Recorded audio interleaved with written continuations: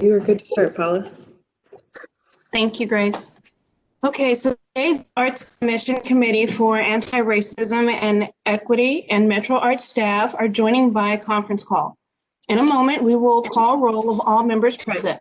This meeting is being recorded and will be made available to the public no later than 48 hours after the meeting.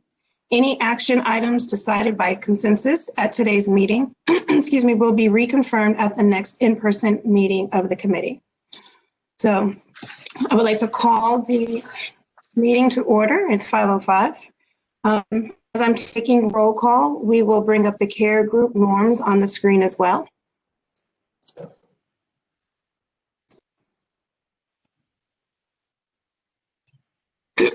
Thank you, Trey. Okay, for each committee member, I will call your name and if you will state if you're present.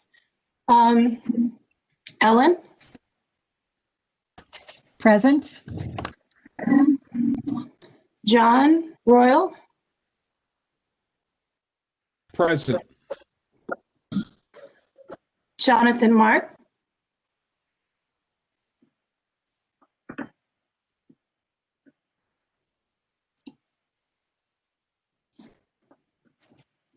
Jonathan Marks?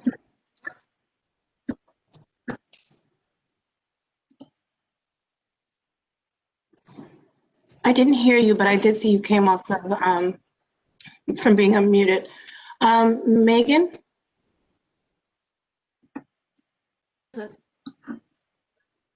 Thank you. Bounce? Present.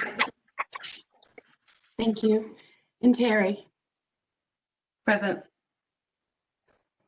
Perfect. I will now call for a motion that this meeting agenda constitutes essential business of this body, and meeting electronically is necessary to protect the health, safety, and welfare of Tennesseans considering the COVID-19 outbreak, and is permitted under the Governor's Executive Order 71.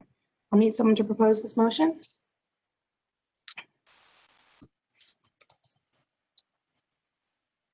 I motion. Thank you. So, Second. okay, thank you.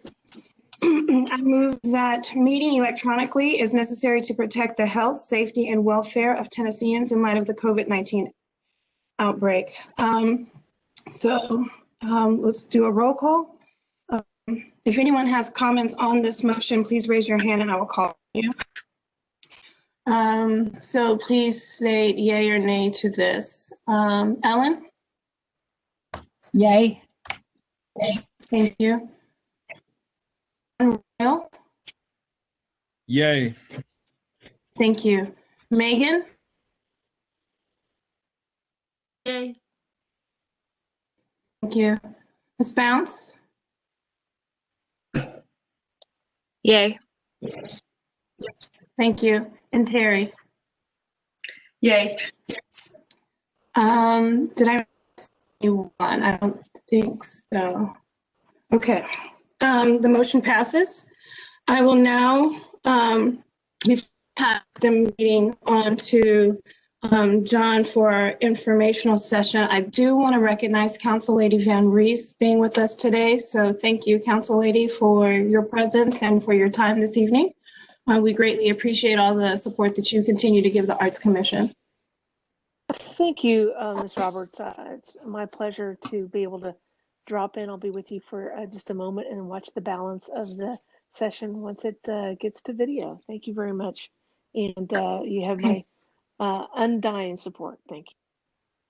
Thank you. Well, we appreciate it for that. Thank you so much. Okay, so John, I am passing this on to you for our team building sessions. Thank you very much, Paula. Grace, is there any way to pull up this article on our larger share screen? Yeah, no problem at all. Brandon, would you mind making me the presenter real quickly?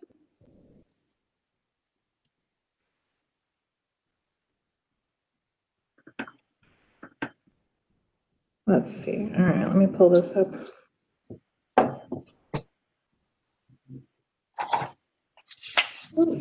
Sorry, guys. Thank you very much.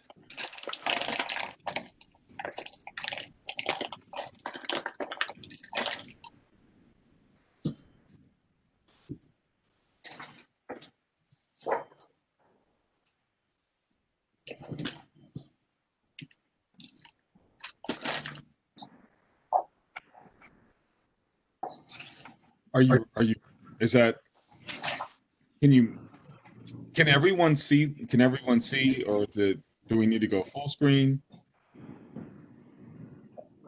I think, see, Beautiful. Okay, so I'll begin. Thank you very much, everyone.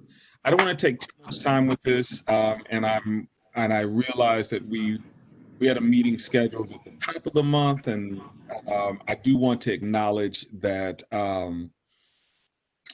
we had to postpone, and it was a real thing, and I appreciate everyone's time. But I did want to jump into this. Michael Bobbitt is an arts maker who is local to the Boston area, and he's been an artistic director. Actually, he moved. He was at the New Theater there in Boston, and now he's moved to another position, and where he's working regionally in the Boston area. But I watched a lecture of his maybe a few weeks ago where he was putting down an equity, diversity, inclusion, and justice plan. And so then when he wrote this article, I said, "Oh man, I know that guy." But it was pretty much bringing up the idea of what in theaters, some of the measures that are being taken, some of the measures that are embraced in the name of EDI. And I just wanted to be able to bring this to the group so we could compare it to our work here with Metro Arts, and bring out any parallels, and any contrasts. So has everyone had a chance to read the article or somewhat familiar with the piece? And if not, I can quickly go through some of the larger points. do you mind going through some of the larger points? Just Don't because we mind at have all. guests with us. Thank you. Oh yeah, I don't mind that. Yeah, let's go down. So let's go back. I want to just read that first paragraph, Grace. Thank you so much. So to heal the sickness of racism, we can't simply medicate the symptoms. This doesn't work for any sickness. We must instead heal the root causes.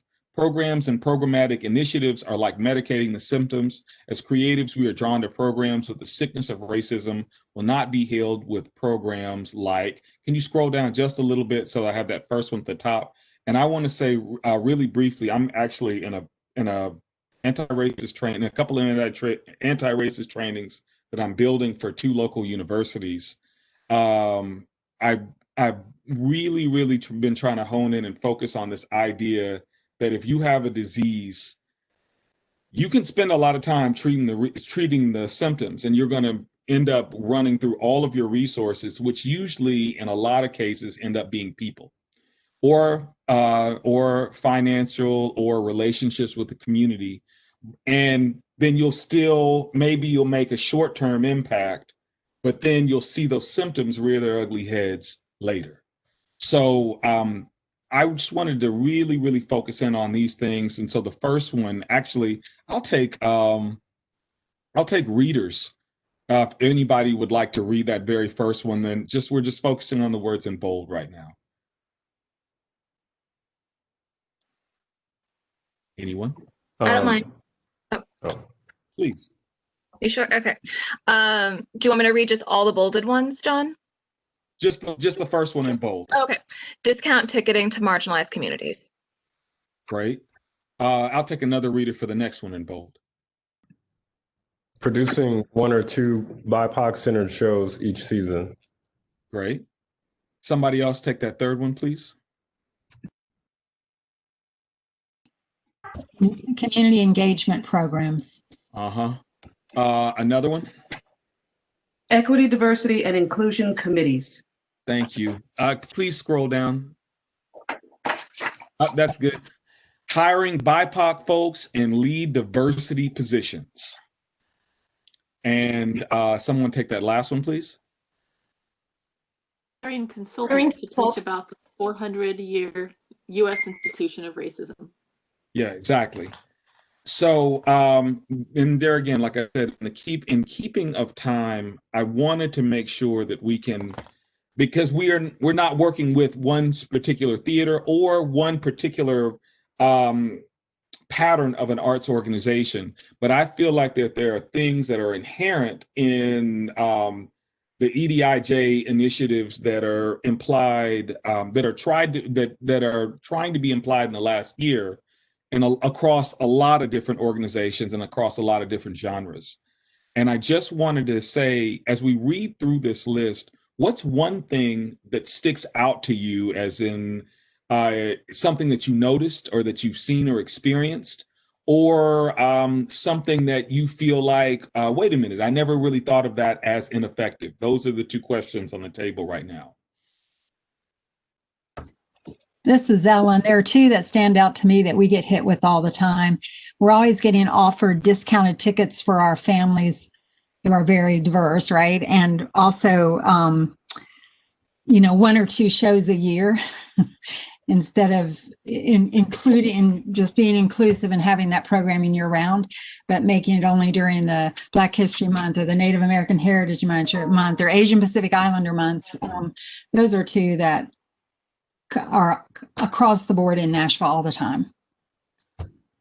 And we have people that say, why would I want free tickets to that? I wouldn't even feel comfortable going there. Right? So. Thank you, Ellen. Thank you. You said there was another one. What's the other one? Oh, I think all of them. But those are the two that our organization, we're always getting offered free or discounted tickets to shows that they think would appeal to one of our diverse communities, right? Those are the two we see the most. And then, of course, I'm often invited to speak to equity, diversion, and inclusion committees who don't really have any power to make any change. They're just, it feels good to have them, right? It's a feel-good kind of committee. So. Thank you. Anyone else? Anyone see something that you know that you've experienced or seen, or something that just stands out to you that sparks expression that you need to share?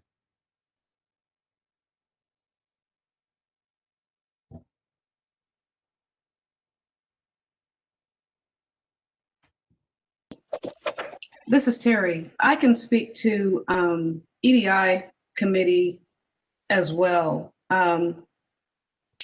The experience I've had in a couple of versions has been an institution spinning up an EDI committee as if it is the fix all by itself.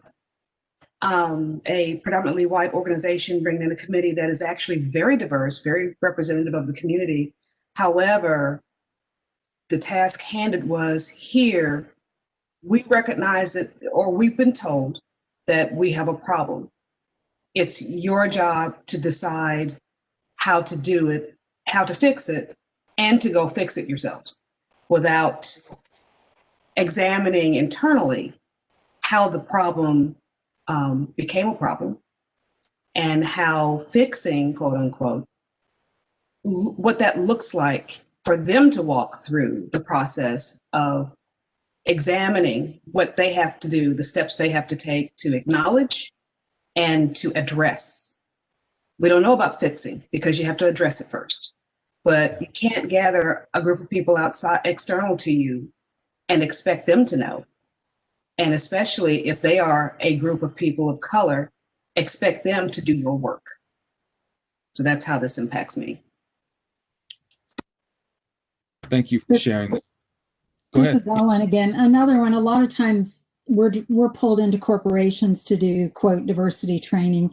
And a lot of times it's a person of color who has the title of the diversity coordinator, but they always have a white boss, and anything they want to, any changes they want to make, or even any discussions they want to have that are deep, have to go through their white boss. I see that a lot in corporations, especially.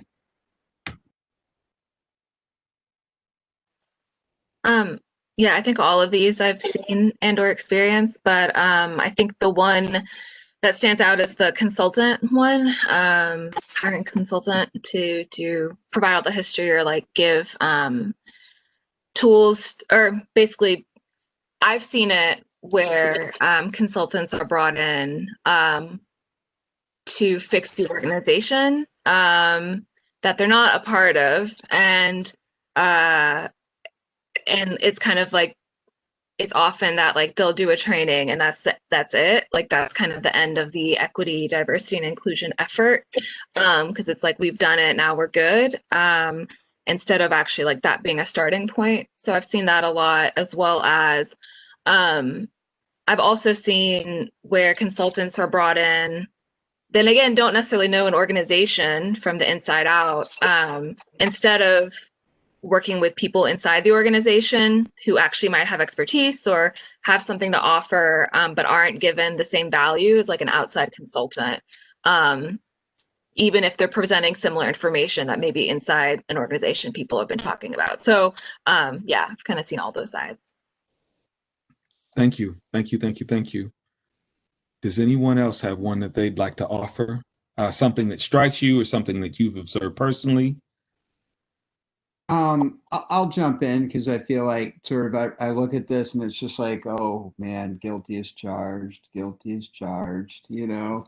But I also sort of say that with the recognition that if you know, as representative of an organization that's kind of you know, caught in the middle of all the things, what we have the opportunity to do is name it and own it. I had a conversation today with a colleague where we both sort of stopped ourselves and actually named a practice that was harming people of color and said, we're going to change this, right?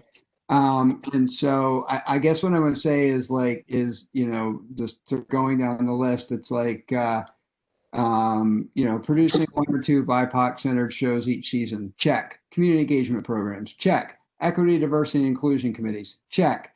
You know, it's like hiring BIPOC folks in lead diversity positions, check.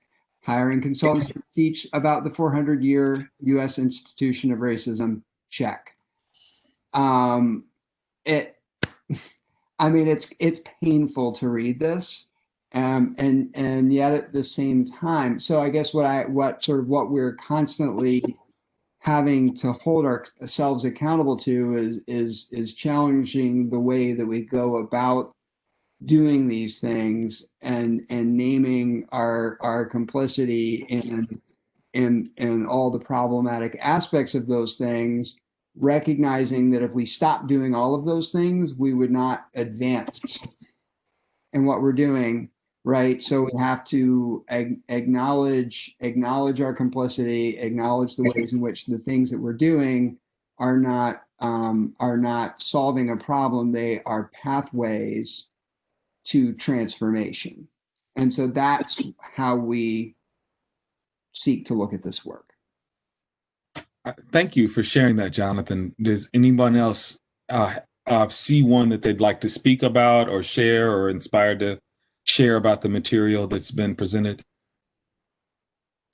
If you could scroll down, Grace, beyond. Thank you so much for riding herd over that. Thank you. And Jonathan, I want to speak to that. One of the whole points that I believe is the fact that these are kind of like what you say, these are pathways that in and of themselves, these things are not bad things, but independent of a larger structure, of a larger long-term plan with steps along the way.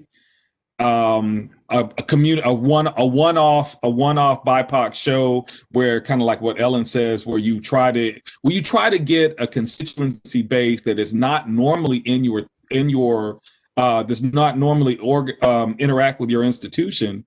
That's super short-sighted. You know what I'm saying? The questions are, if I want certain people to be here for this thing, why aren't people already here? You know what I'm saying? One of our Crossroads facilitators, Derek talks a lot about transformational change versus transactional change. And I think I see that a lot as far as this idea of what a transaction is, or even what we've talked about a little bit in this group, this idea of what performative looks like and what can really be, you know, something that is that's transformative. I do want to read this in this next section. These meditations may make you feel better for a little while. They can attract small numbers of BIPOC audience members and support small groups of BIPOC artists, but they will not eradicate the racism and white supremacy that may exist in your organization. All of us have used and sampled these sorts of medications, but if we were grading them on their effectiveness, how many would receive a failing grade? We are still very, very sick with racism. Can you scroll down a little bit, Grace? Thank you. Thank you. Keep going. Keep going. Keep going.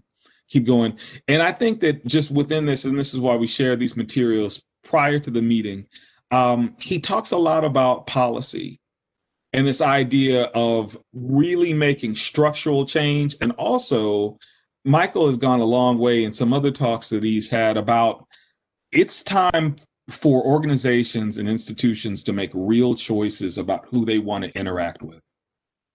You know what I'm saying? That no relationship is worth hanging on to white supremacy. And when organizations can be honest with themselves and say that, I feel like that's a really good pathway to change. I don't want to take up too much time in this, but and it's just, Grace, can I ask, is this in a place where we can still access it? I mean, I know it's in our emails, but is there a reservoir where we have for informational sessions like this in the hopes that we'll continue to have them during the meetings? For the materials, or? They're all in SharePoint, yeah? Yes. Perfect. All right, that's it. That is all. If there are no other questions or concerns or parallels to the work that we are doing here with Metro Arts. Thank you. I yield my time to Terry. Thank you, John. Terry, I'm sorry, before we leave that space, can we make sure we know who's going to lead our next informational session? Hey, Brandon, do you mind letting me share my screen again? Thank you.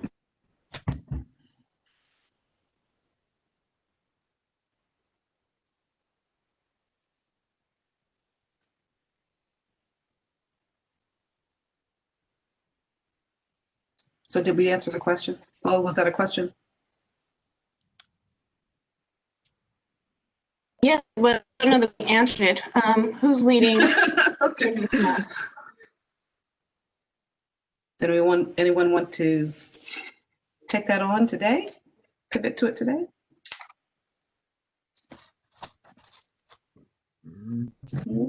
Okay, well. I don't mind. Who was that? Sarah. Yay! Thank you, Sarah. Yep. Excellent. If you all have anything interesting, feel free to share it with me, but I've got stuff. Okay. Thank you very much. Okay, so we're going to review the agenda, the remainder of the agenda, which is progress reports from the working groups. Working groups met back on 12/16, I believe, in breakout rooms on a Zoom session, and had some very robust and very interesting and very constructive conversations. So we're going to hear from each of those areas. Then we'll move on to getting a review of the commissioner recommendations process. And Paula, are you still going to lead us through that conversation? Cool. Okay. Then we're going to talk about the C.A.R.E retreat involving, and Trey, I know you've collected some information about that, and I think Paula also has an agenda that she has proposed, so we can compare and contrast and discuss that. Then a summary of staff reports, or staff reports by staff, and then any additional topics that we would like to tag on depending on our time. So that being said, the first up in the progress reports for the working groups, would be from the Internal Analysis and Development Restorative Practices group, which was Aaron and John. I know Aaron is not on our call right now. John, would you be able to give us a summary of that? I was prepared to give the summary for the training group. Yeah. Okay.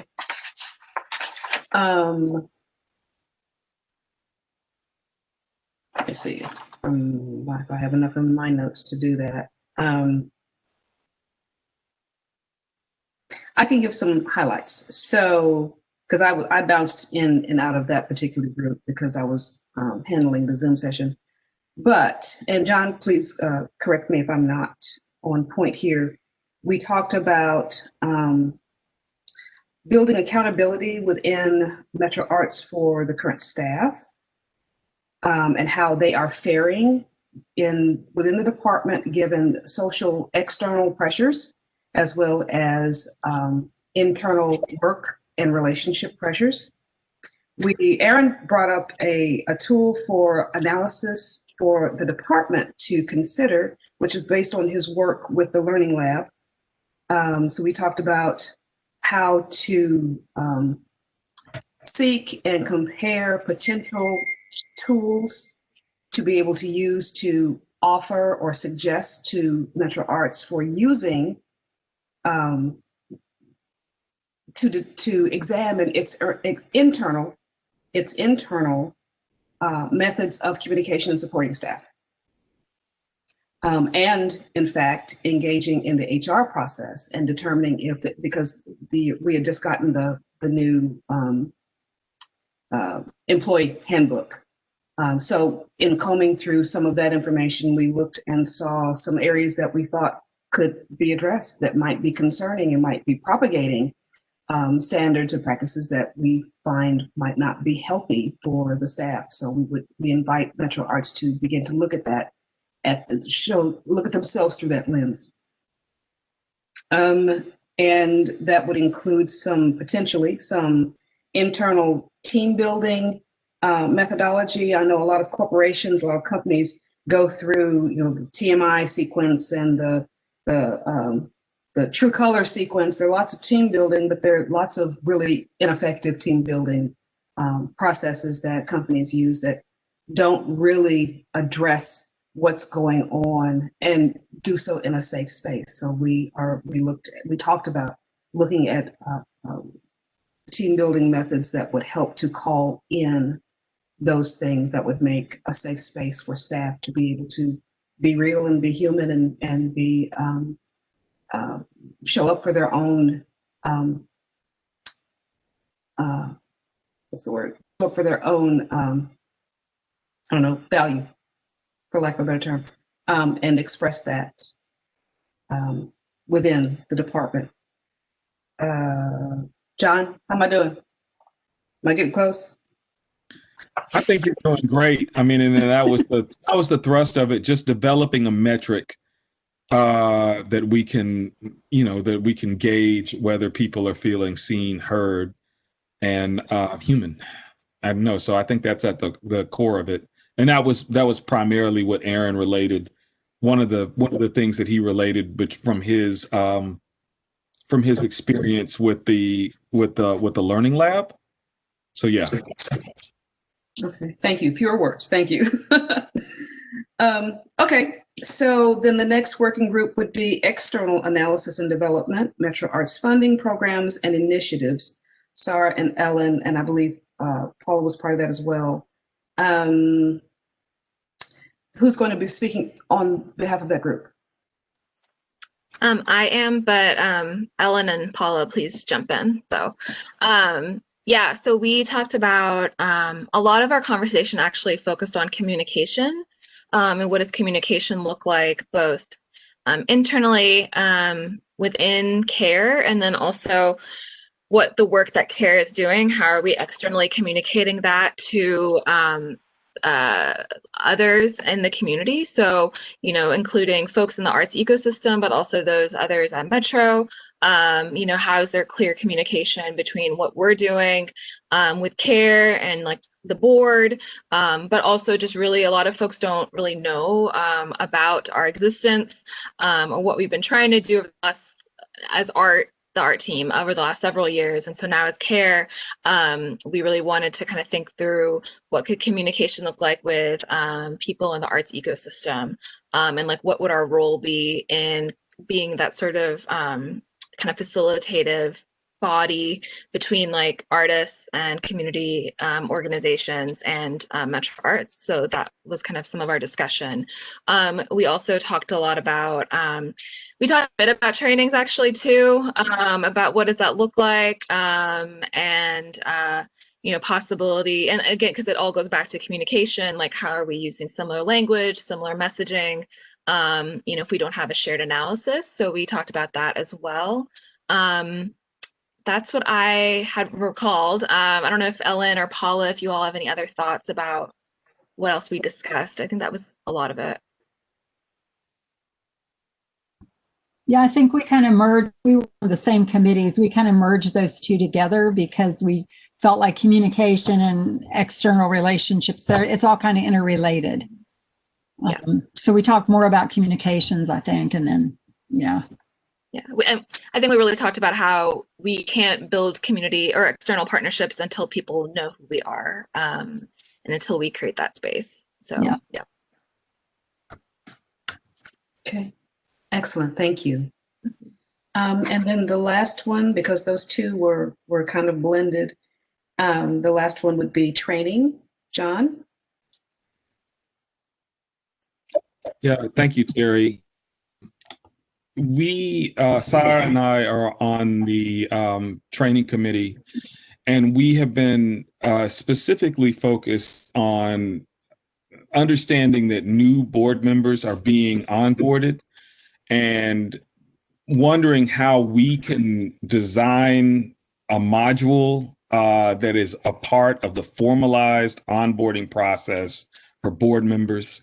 I reached out to Crossroads specifically to see if we could be, just because they've been such a part of training us, and if we can use their training materials for a process like this. And they were told me that they didn't, outside of the collaboration with the Porch that is currently happening between Metro Arts and the Porch Collective, they don't have a financial relationship with Metro Arts. So we couldn't use the materials, essentially, so we couldn't use the materials. And I wanted to propose, is there, what kind of relationship would need to exist so that this could be a thing, that these materials can be consistently disseminated within this agency that has made this commitment to becoming multicultural and anti-racist. Because I think that would expedite some of the things that we're trying to do. We can build our own materials from scratch, though. That's not a thing. So that's kind of where we are. But yeah. Sarah, am I forgetting anything? Am I missing anything? No, I think you covered it. Yeah. So yeah, I just want to reiterate, is there a relationship that could exist? Is there an agreement that can happen between the two entities that will allow, especially since the members of C.A.R.E are trained in the Crossroads methodology and anti-racism practices, is there a way that we could have a long-standing relationship that would allow for using these materials with all incoming board members? So this is Ellen. I'm confused. If Metro Arts has paid all that money and had that long-term contract and all those materials were used in training us, does that we don't have access to reuse to train people within the same organization? That is what I was told. Can I speak up? This is Caroline. Please. We have a contract with Crossroads that I believe goes through 2021 at some point. I'm not sure if that's June or the end of the year. So typically what happens is when we schedule, a training or something like that, we have to go to them and say like, okay, this is what we want to do. And they give us a proposal. And if we have the money, we can, we decide to do that, which is what we did with the porch. So we don't have an ongoing sort of, ability to just sort of use their materials. Like that's never been part of our contract with them. I mean, we can, engage them for a training, and we had sort of been working toward board members going to the half-day trainings or the 2.5 days or whatever's available in the community. Of course, 2020 has been challenging for that, but that's been sort of the option. I don't know that they do that. I mean, I'm not sure that's in part of our contract anyway. I mean, what happens with these metro contracts is that they have to bid in advance on like the various things like an hourly rate and what they're willing to share. But I mean, those things are copyrighted, so I'm not sure what that would look like. So I just wanted to share that. I mean, we could certainly ask them and get a costing on that if that's even something they would offer. Yeah. Go ahead, John. Go ahead, Terry. No. We're probably going to say the same thing. I'm wondering along those lines, Caroline, if there's a limited distribution licensing agreement that we could engage or at least ask about, since it's such a small group. If we're just talking about onboarding materials for commissioners and maybe CARE members, and a small group out of that, we'd have to figure out the numbers. But I wonder if that would be something they would be willing to discuss. Certainly, we can ask, and I'll look back at the contract too and see what it says. Okay. Thank you, Caroline. Thank you. Of course, thank you. In the meantime, quick question for, I guess, Terry and John. What do you want to do with the folks that are onboarding this month? You want to wait until we hear back from Crossroads, or what are your thoughts on that? My proposal is that we build materials, that we just build materials that are on our own and try to onboard them within a month. That's my hope. Also understanding that urgency is a characteristic of white supremacy, and that a month, 2 months is not going to hurt too much. So I'm happy to wait. I'm happy to do either. I'm happy to wait, or I'm happy to continue to just, between C.A.R.E and I, try to build materials that are independent of Crossroads system, so that these new board members can get the training. Yeah, and I would just echo that. I think I'm okay with waiting a bit until maybe we get more information from Crossroads about just how to move forward, or if there is possibility to do that. And if not, then I know John and I both have done trainings or currently doing trainings. So we have stuff that we can do that's not Crossroads related. But yeah, so I'm okay with waiting, because a lot of them just got onboarded this month, right? And then one got onboarded in December. Is that correct? So they just started, really. Their first meeting will be tomorrow. Oh, okay. 2 of them, and then I think the next one starts in February. Okay. Yeah, so I feel okay with holding off. And John and I can talk about this later offline, but yeah. And I just wanted to jump in and say, I know one of our new commissioners has had not Crossroads, but formal anti-racism training. One has not, and then the third is to be determined. Grace, that's awesome. I don't know if you can find out what they did, what training they got, because that would be helpful too, because I've gone through a couple, and I'm sure a lot of us have gone through others. So it'd be good to kind of see what overlap exists. Yeah, absolutely. Actually, if you give me just a second, it's Erica Hart's Racial and Social Justice 101. Okay, I'm not familiar with that, but it's good to know. Okay, thank you. Thank you for that information, Grace. So that concludes the working groups. Are there questions or any topics that we need to have further discussion or clarity on?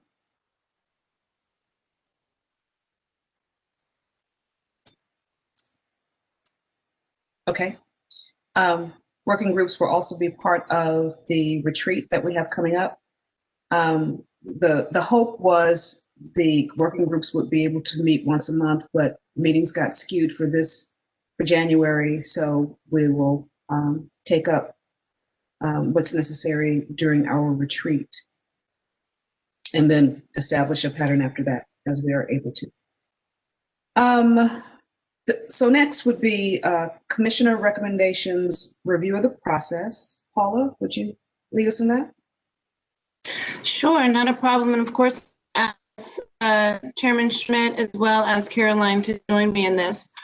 As you guys are aware, the commissioners are mayoral appointees. The commission usually receives names from the mayor's office of recommendations. These are typically based on zip codes because the current mayor, and I think mayors past, their whole thing was to make sure that our commissions were as diverse as the folks that live in the county. So they pick based on zip codes. And now I will note that the Arts Commission does have the ability to put forth names as well, but typically they come out of the mayor's office. I'd say probably, Caroline, I don't know if you can kind of say in the last couple of years, but the majority come from the mayor, maybe a few coming from the Arts Commission to the mayor's office. Is that a fair statement to make? Yes, that is fair. In the last, I guess, 2.5 years. Oh, is that me?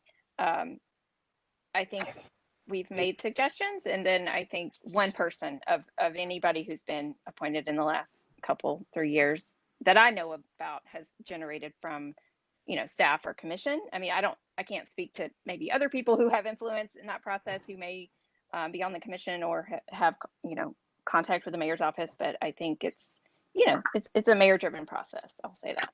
Mm-hmm. Thank you. And once the mayor has solidified who the individual is, those names are then sent to city council for final approval. So we have to go through council and approval there. And then that's when you kind of start your term. And so the commissioner terms are about 3 years. They can be renewed. But for the most part, I know each administration is different.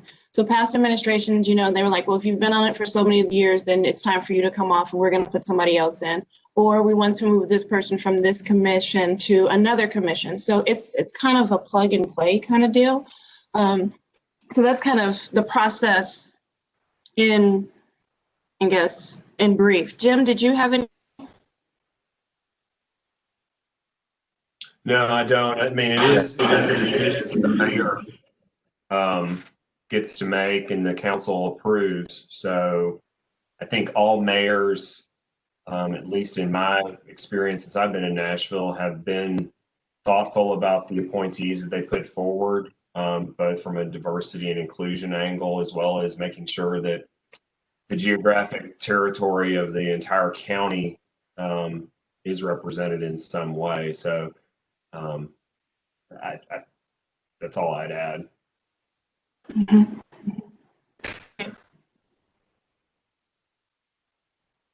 Are there any questions?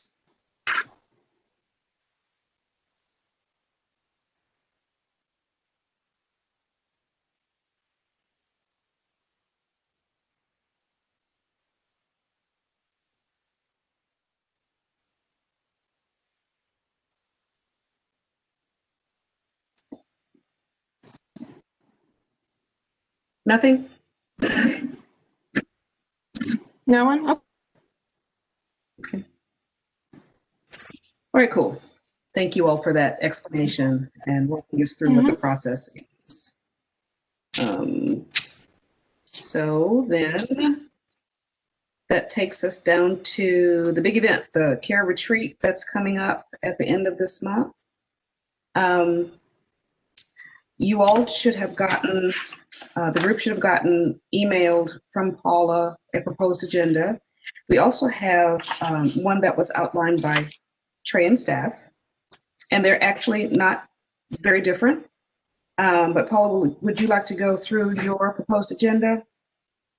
Sure, I can do that. Yeah, I can pull it up if you give me just a second. Thank you, Trey.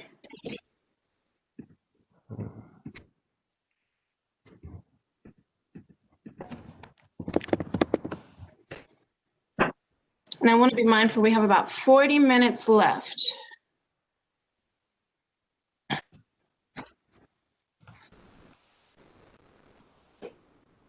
Sorry. Well, while we're waiting on the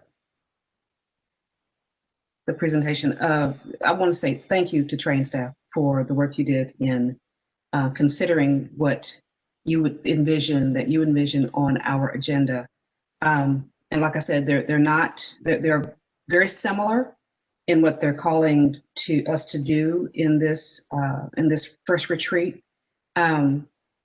Differences in placement, and Paula's actually laid out a schedule. So if there are elements that are not on either, or that is certainly not not on either, please feel free to suggest or call out, and we can discuss and amend as the group sees fit. Thank you, Terry. So, and Trey, thank you for pulling it up. Obviously, we don't have a lot of time. We're only doing half day. So I wanted to make sure we were concise as possible to get through what we need. I think at the back end of all of this is that we have some goals and objectives that we're working through for the calendar year. And I think it's important that we just kind of break out and make sure that we're all on the same page. So obviously our standard beginning, but some of the documents that we would need to receive prior to our time, kind of like to John's point about the article, being able to read through and understand what's going on and where it is, or where we are. It would be the current Metro Nashville Arts Commission strategic plan. That's just for us to understand, like as a committee, where the commission is and where it's headed. And then kind of to that, I would like for Caroline to speak to that.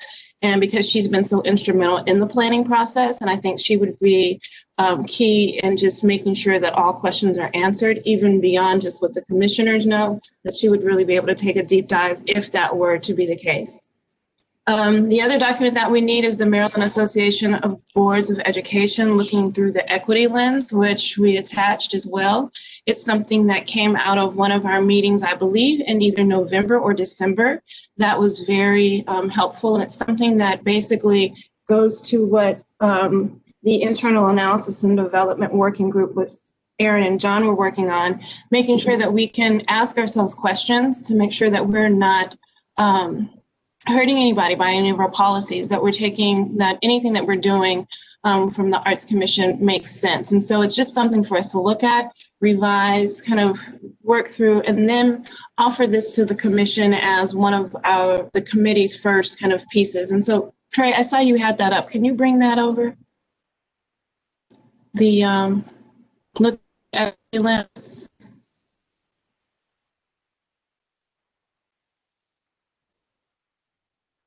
Thank you. I have quick questions.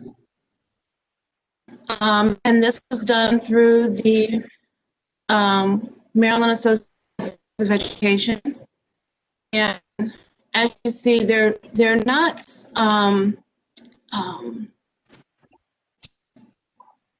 they're tough questions because they require some thought, but they're not questions that I think are unbearable to ask, if that makes sense. So these are just some things that we want to make sure that we spend some time talking through and saying, okay, what are some of the equity lens questions that the Arts Commission needs to work through or needs to ask when proposing new policies, programs, practices, or decisions in action? So that's one of the things that we'll be discussing. So you all have that.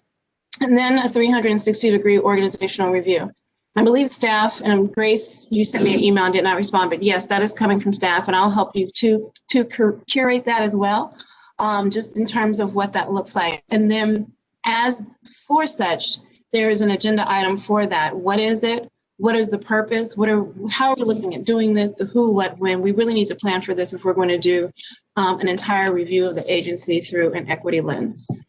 And then the last part of the afternoon is basically doing breakout rooms so that we can discuss the goals and objectives for each of the working groups, and then have an opportunity towards the end of the meeting for all the working groups to report out, and then really kind of figure out our next steps and just kind of keep moving everything forward. But I think this half morning or this morning session allows us to really bring in and be a little bit more cohesive. I think we've spent a lot of time this last year kind of figuring it out. And I feel like now we're in a good place to really say, okay, here's where we can go feasibly within our scope and with our time considerations and time constraints individually. Here's what we can do, and here's what we can actually bring forth for this 2021 year.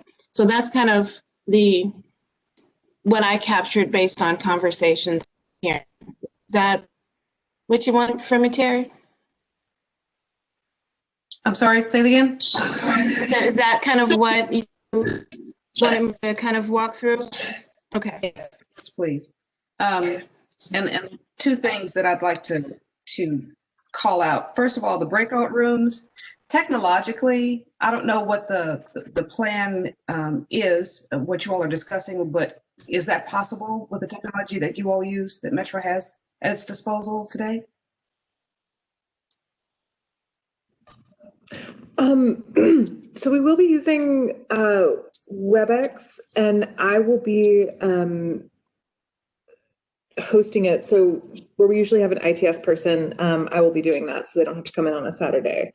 I don't believe we can do breakout rooms in WebEx.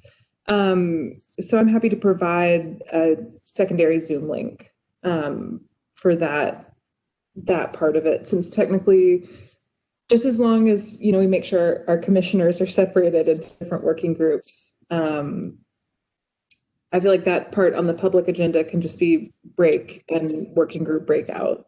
It doesn't need to be in the public sphere.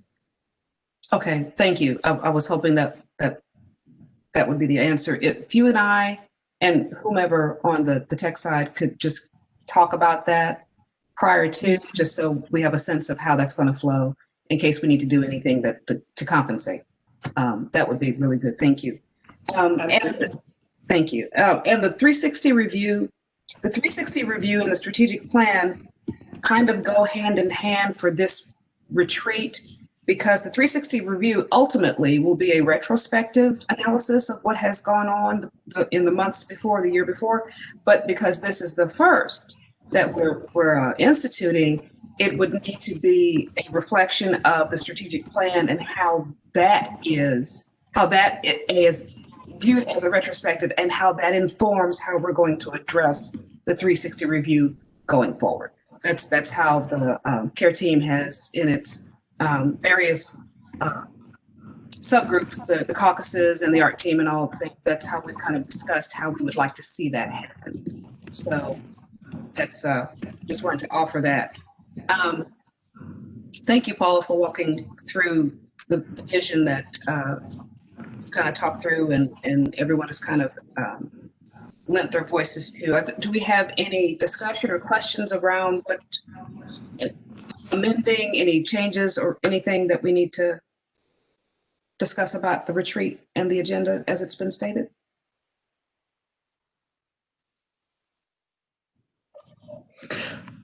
I just wanted to flag really quickly, and sort of reviewing the minutes from last meeting. I know that a communications plan had been flagged, and then also a discussion of the arts administrators affinity groups, but I wasn't sure if that was at the level of working group that would then be reported out. But I mostly just wanted to flag because the committee had noted that they wanted to talk about those at the retreat. Okay. Communications, as we've discussed, getting external input. I think it was a general communications plan. It had been on the agenda last time, and I think it was kind of moved. It seems like the working group, with their report out in this meeting, I kind of honed in on that, which is kind of why I asked about the working groups. If it doesn't necessarily need to be a new agenda item. Okay. I'm thinking that that particular working group can discuss amongst themselves as to what their what their focus is going to be.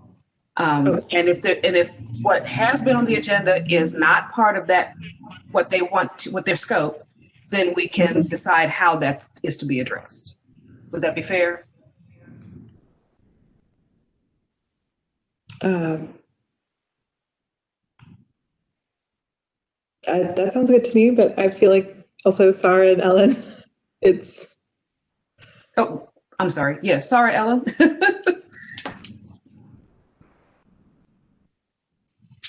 Do you have thoughts? So Yeah. what was the I don't remember. What was the communications plan we put on the agenda and had to skip over?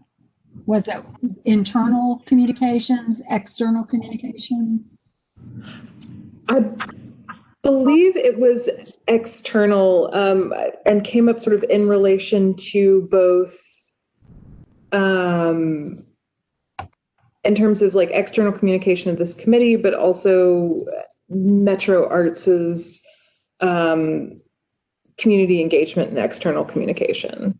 Excuse me, was this also kind of talking about feedback and ways for the community to channel feedback towards Metro Arts? Is that kind of that same? I do kind of remember that discussion as well. Just kind of figuring out how do we evaluate ourselves in the eyes of the community and how are they able to provide feedback to us? I remember discussing that on how people can give feedback to the meetings, right? Yeah, I think we had talked about what does it look like in our CARE meetings? Like, should there be designated space and time in our CARE meetings? But I think we also, I don't know, Ellen, I think we also talked about just what is communication.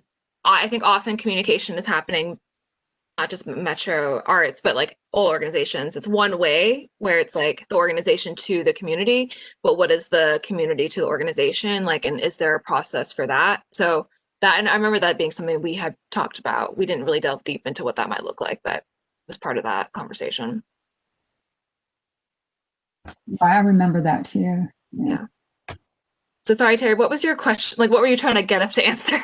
We kind of went off track. So I'm wondering if, because it sounds like two different thoughts in what communication looks like around CARE internally, itself, communication with externally with the community, and how Metro Arts facilitates that. So my question was, could the communications working group kind of examine what that looks like if it's something that the working group wants to focus on?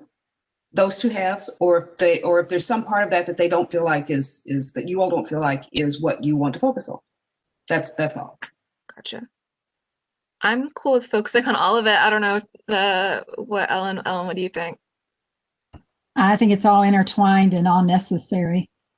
We might not do it all at the same time, but yeah, we only have 40 minutes total, right? Not even that, right? Yeah. And she's on 3 committees, I'm on 2. It's like, yeah. So maybe get a rough draft of what we want to focus on as a working group in each category, but yeah. Yeah. So perhaps they could be part of the discussion during the retreat. Right. Yeah. Okay. Grace, does that address what you're asking? Yes, absolutely. Cool. Okay. Yeah, and certainly we don't expect fully formed answers to spring from this. But yeah, I appreciate y'all taking that on in the conversation. Okay. Anything other comments? Can I ask a question just about the composition of the working groups? Because I feel like I might have missed something along the way, because I guess the last thing that I was kind of dialed into was the spreadsheet that we filled out. And so I just wasn't sure, like, so for instance, I mean, like I put my name down for a couple of things, but I haven't really had it. There wasn't nothing. I wasn't really part of any conversation since then, which is fine. But I guess I'm just sort of wondering how we are defining participation going forward, particularly if we're going to have 4 parallel kind of breakout sessions. Do we how are we sort of I guess if I'm not sure quite where I fit in the process at this point, and I'm fine being plugged in wherever helpful. If Jonathan, you signed up for communications, right? Because I remember that. Yeah, I was on a couple. There was And we talked about at the last meeting when you weren't there is when we talked about. That's probably how just the names that were there at the last meeting were added. Got it. But yeah, we should add anybody who isn't on there that had signed up but missed the meeting or whatever. Yeah, and I apologize for being a little behind the curve here, and I'm happy to sort of just however I can be helpful is what I want to be doing. But it also occurs to me, yeah, if we have people who may be participating in more than one working group, is there anything we want to think about with regard to sort of how that will work to have parallel breakouts for the working groups? So logistics is definitely a conversation we need to have around, because that's what we faced in the first working group meeting. We didn't have everyone that had picked a group present, but even those who had picked more than one group to be in, more than one conversation, the strategy was, since it was an hour and a half block of time for that meeting, we'd split it and then you could swap. So that was the strategy for that particular meeting, because we had Zoom and we could have breakout sessions and we could, flip back and forth. So we would have to think about how we would like to work that for our retreat. So Paula, I would think you and I could maybe talk about what that strategy might look like. CARE team members, we can certainly talk about what would be comfortable, and then relay that to Grace and IT so they know how we need to be able to move to be effective in what we're trying to accomplish. Because I was comments to that. We could maybe even stagger these to where where there's more than one person, maybe we can, I don't know, I'm thinking through it, but I think we can process. Now, the other question is, do we want to go beyond 12:30 and then just have the working groups staggered again, but that way everybody who wants to participate in each group can?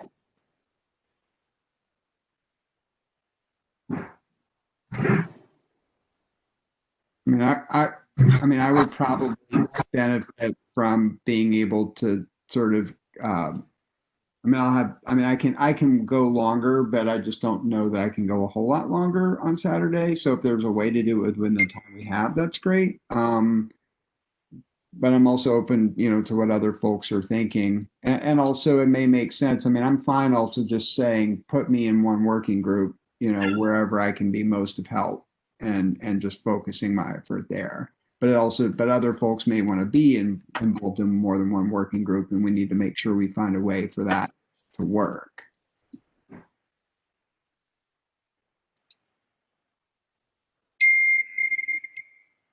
Okay.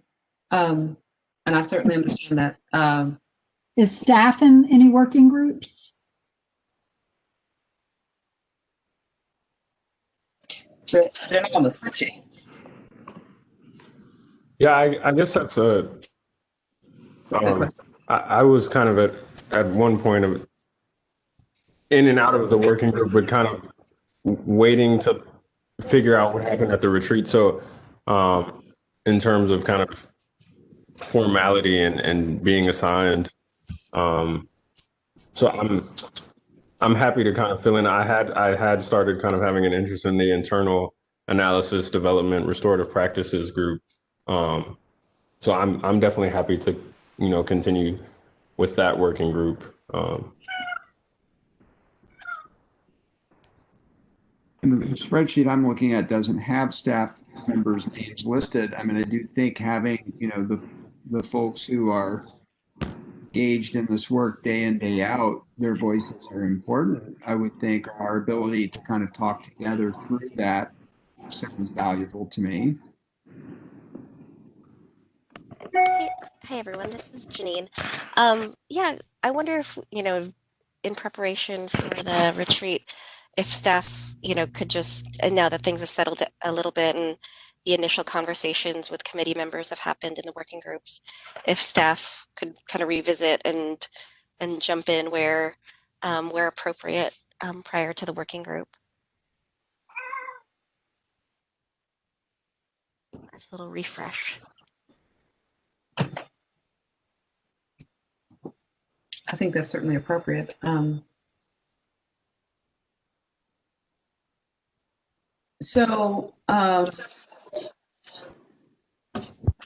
Paula, what do you suggest? Well, I was going to say just being mindful of time and hearing what everyone's saying. Terry, maybe you and I can go offline and kind of this a little bit more and then come back to the group via email and make any, if there's changes, we will continue to adjust. We've got 10 days. Okay. That's would my that be agreeable? Thank you. Would that be agreeable to the group? Sounds great. Thank you all for working through that. And I just want to say, I mean, I would hope, however we work it out, I mean, obviously we want it to be beneficial to the organization and to the work. And so in whatever way it's helpful to have, to think about kind of what staff roles are, being mindful of, kind of everybody's roles within the scope of the work that we're doing. Just, I guess, making sure that we are being mindful of the work that the staff are already carrying, while at the same time remembering that we want to have some alignment between the strategic thinking of the community members who are part of this group and the staff members who are executing the work daily, right? And this is Ellen. On the equity lens questions, we have 30 minutes there, but I actually think those should be discussed in every single one of the working groups. I mean, the work that we do in the working groups should ask those questions even of the work that we're doing, right? And so I'm wondering if that maybe doesn't need a full 30 minutes if we also incorporate it as we're looking at the work of each working group. Do you understand what I mean? Ellen, are you speaking of the equity lens questions that we were reading through? We have 30 minutes devoted to that, but I'm saying maybe it won't take us long to look and discuss those, but it says as it relates to Metro Arts. So to me, whatever equity lens questions, if we think all of those are important, which I do, but if whatever we decide are really important, to me, they also need to be looked at, discuss each of the jobs of the 4 working groups. Making sure the work we're doing in the working groups is within the equity lens that we are putting on all the work of Metro Arts. And I think that makes sense. No, I think that's how we've kind of discussed it, is to review those questions, tweak them for how they would apply to what we're trying to use them for, and then use them for virtually every conversation, every meeting, as a premise to level set for those conversations. So I think that's right. But I'm just saying maybe it wouldn't take us a whole 30 minutes and we could allocate more time for the working groups. The breakout, if we're going to incorporate those questions into the work that we're doing. That's in the working groups. Okay. So we'll make that part of the logistical conversation then. Okay. Other comments? Or opposition?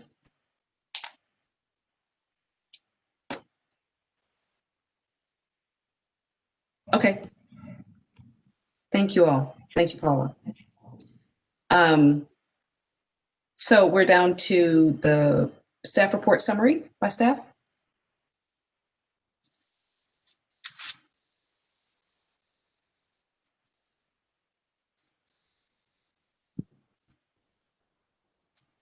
Yes. I guess, did you all receive the staff report? They did receive the staff report. Okay, cool. Yeah, so that is our first kind of, and Grace or Janine, feel free to interrupt. I'm just giving a general update on kind of how we've introduced some of the work to staff and kind of just trying to get our internal communication and kind of transparency with our work, fine tuned. So we've started having regular updates in our staff check-in, our monthly staff meeting. So we have a C.A.R.E check-in, and this past month, Janine actually asked for a couple of reflections from each team, and kind of just thinking about ideas and ways that we think that C.A.R.E work could be, I guess, beneficial to each of our teams. So we're starting to kind of introduce that work, and then obviously this is kind of our first go at our report of updates. So yeah, I think it'd be good to hear from you all in future meetings, if this is helpful, if that's the type of information you would like to get from us, just general project updates, or if there's something more specific. And obviously, as we get through the retreat and the working groups, it'll become more clear what you guys are really interested in hearing updates about, and that are relevant. So yeah, that's pretty much kind of where we've been with staff recently, around the C.A.R.E work. And yeah, I guess Grace or Janine, do you guys want to give any specific updates? Yeah, I just have a few quick ones, I think. So as you saw, I know the communications will be discussed later on, but y'all had some questions just on the technical aspects. So currently we do solicit email public comments before this meeting. And that's something that's in the arts, I believe, in the arts alert. And we're kind of talking on our website, we're talking about ways that we could sort of expand that. But we also discussed, instead of people calling into the meetings like they might do for the Arts Commission, having the ability to call into Metro Arts and leave a voicemail as their public comment. And so I spoke with my manager, Ian, and that should be totally possible. What that would look like is, I think it would probably be my phone number, and I would just change my voicemail to say, if you have a question, leave a message. If you would like to make a public comment, follow this procedure. And then I would both have the audio and probably emailed to me that I could then share with y'all.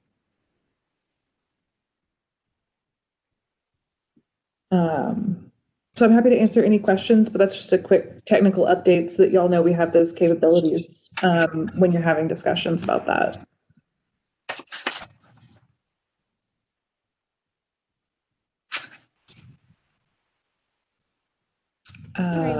Hey, this is Janine. And yeah, I think, you all received the board report that we provided for you. Happy to take any questions about that, but did really want to flag the two entries that I had kind of contributed to the BIPOC administrators group. We're setting the schedule for that, and I did have a staff request of support from you all to, with facilitation and shaping of the goals and outcomes, and again, just in what ways do we, can we hold space for this group in Nashville? So just wanted to flag that. And then also, I'm sure we'll give a more detailed report out, at a later meeting. But the planning of the Power of the Pen anti-racism writing workshop, the collaboration with the Porch, is ongoing, and really excited about that. Really grateful for the contributions that John and Sarah have made already, and I'm excited for how it's shaping. And hoping that this could be, a nice model for other collaborations and training, and using art as a vehicle for anti-racism. So very excited. And if you have any questions, I'm happy to answer them. But yeah, that's the brief update.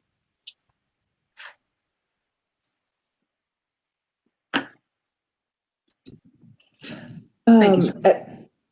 Oh, sorry. No, I was just said thank you. Go ahead. Actually, and I would also like to sort of join Janine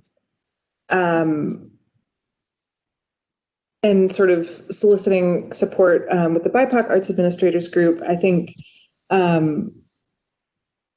we might also ask the same in sort of conceptualizing what the White Arts Administrators Accountability Group, maybe a name change. But I think some of the discussions we've been having are really trying to drill down and make sure that we're not falling into blind spots or any of sort of the steps that Mr. Bobbitt pointed out, and being really thoughtful about how we can be accountable and authentic in that work. So if there is any interest from this committee, we would very much welcome that. I'm happy to answer any questions or discuss. And then additionally, we have some good news. The Metro Council last night approved our Diversity and Arts Leadership Program for another summer. So we will be in the process of trying to find 5 interns to participate in that program again. The application goes live tomorrow. And we are, Janine, you can also speak to this some, but we are very interested in sort of reaching into the Nashville community this year.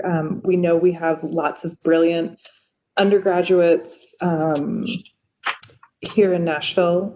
So I can send more information on that, but we would love if y'all know of anybody or can just help us spread the word about that application opening.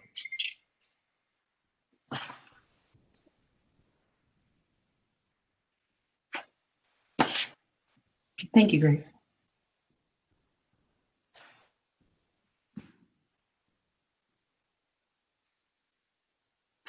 Is that the end of our staff report, team? Yes, I'm all checked out. Okay, excellent. Thank you. Okay, folks.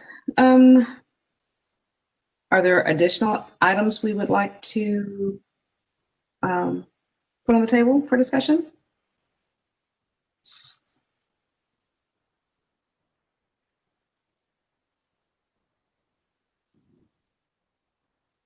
No? Okay. Thank you all. Excellent. Excellent discourse, excellent engagement. We appreciate you all being all hands in, especially after today. After the day. Appreciate you. Thank you. Paula, over to you. Thank you, Terry. I echo your sentiments. This is a great meeting.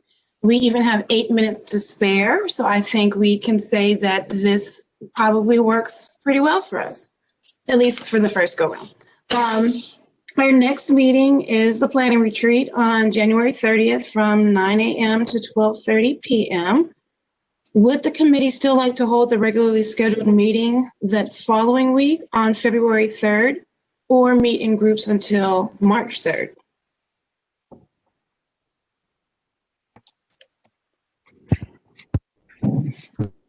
The reason for the ask is that we will need to make public meeting notices next week. Yeah, it would be great. February 3rd. Because the thing is, it would be great if we could decide at the retreat, right? Mm-hmm. I mean, I like the idea of having, of being able to build on the work done in the retreat and in the ensuing weeks. I mean, I think it would also kind of get it would sort of shift the way in which we kind of approach the work, you know? So I like that idea, but I'd love to know what other folks think. I will say first, I think I am happy to do either. Jonathan, if the committee does decide that the decision if y'all would like to make a decision at the retreat, what I can do is go ahead and notice the meeting and then postpone it if y'all decide then that you don't want to have it. It's mostly just if it is a possibility just making sure all the T's are crossed and I's are dotted, to make sure we don't, get in trouble. I like that option, honestly. Yeah, me too. Agree.